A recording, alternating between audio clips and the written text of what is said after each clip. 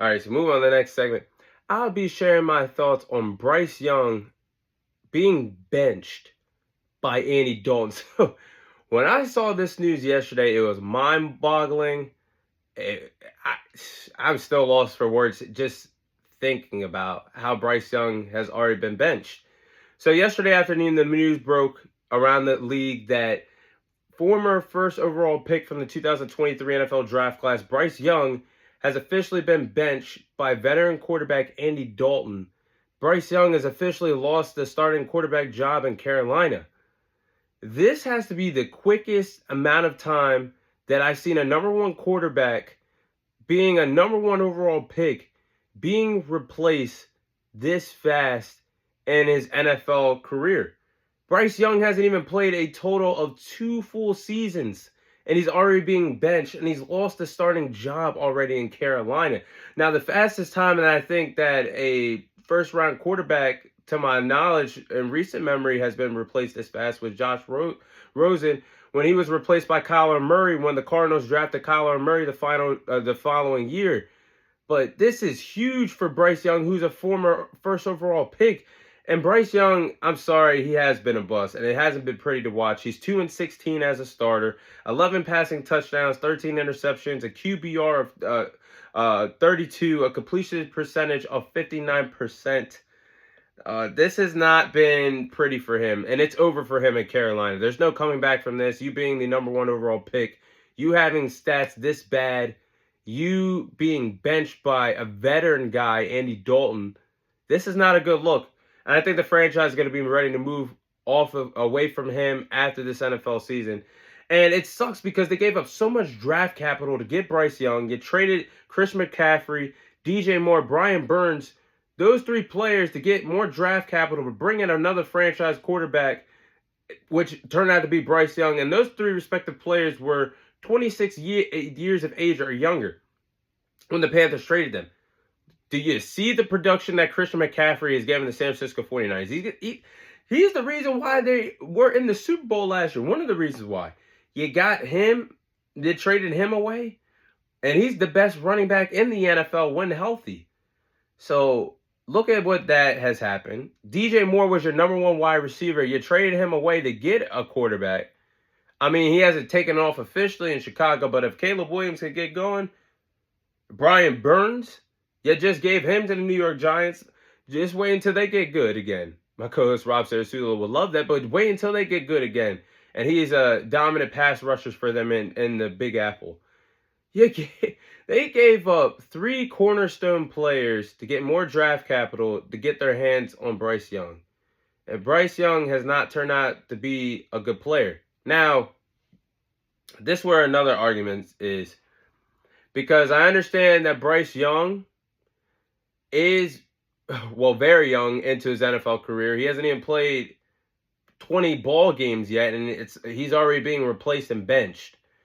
I mean, let's tell the truth. There isn't much help in Carolina. They don't have a true number one wide receiver. Deontay Johnson is not a true number one wide receiver. Adam Thielen is not a true number one wide receiver. Their offensive line is atrocious. Yes, we know this. There's not really much help in Carolina. But the responsibility that a number one overall pick is supposed to have, his job, win or lose, is supposed to show flashes that you can elevate this team to the promised land one day in the rainy days and the dark days and the gloomy days. So when you get to the sunshine days, the perfect days, you show that you could have a winner's mindset in both the bad days and the good days. Well, Bryce Young didn't show that at all to me. And didn't show it to the Carolina Panthers front office, obviously. The front office has failed him. I mean, what can you really do? Look, as a number one overall pick, he should have shown me more, in my opinion. And it's very sad because you know the type of player that Bryce Young has been in college football. I mean, Bryce Young at Alabama was pretty damn good.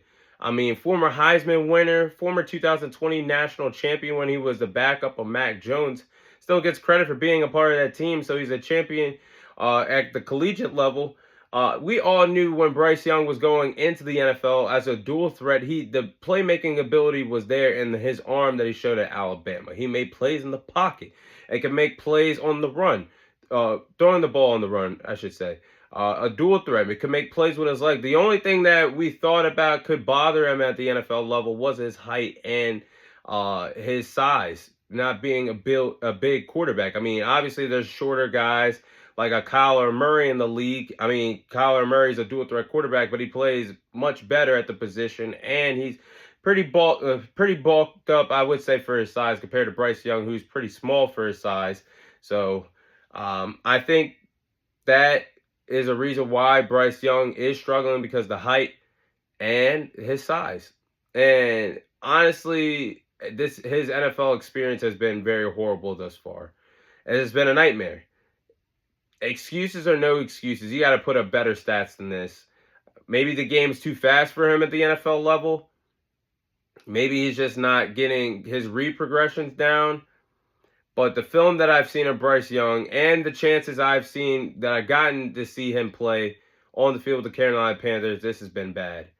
And look, this goes back to what me and my co-host Rob Sarasula were saying from the beginning when we were evaluating talent heading into the 2023 NFL season. We said Bryce Young had the potential to be a good player in the National Football League, but the thing was, the two of us always said that C.J. Stroud was the better quarterback.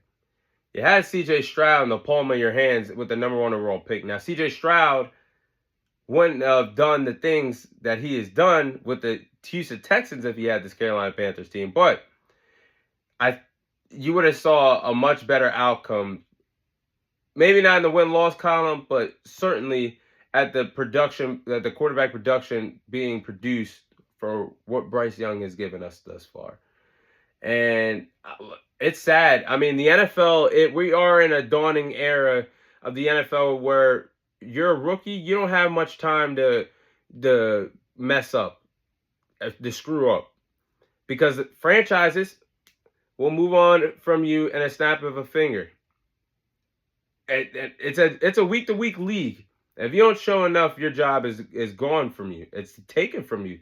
And that's what just happened with Andy Dalton. Andy Dalton, being a veteran, they trust Andy Dalton more to win ball games than what they do with Bryce Young. And they just brought him in. Look, it's going to be a long road to recovery for this Carolina Panthers team, because you gave up so much to get this guy. And it's already over. The experience is literally already over in Carolina. There's no coming back from this. I think Bryce Young it's not over for his NFL career, I don't think. He could still be a floating backup in the National Football League, but as a starter, it's already over before it's even gotten started for his career, because honestly, guys, what other 31 teams would accept him as a starting quarterback right now with opening arms? I can't name one franchise today that if you trade for Bryce Young right now, he could be the starter. Nowhere. Like, nowhere. That is so sad for someone that had so much potential, being the number 1 overall pick. Honestly, I'm just going to say it right now. If Bryce Young never starts, or if Bryce Young never starts again, or Bryce Young continues this path, he could really be the worst number 1 overall pick in NFL history. Those are my thoughts on Bryce Young officially losing the starting quarterback job to Andy Dalton in Carolina.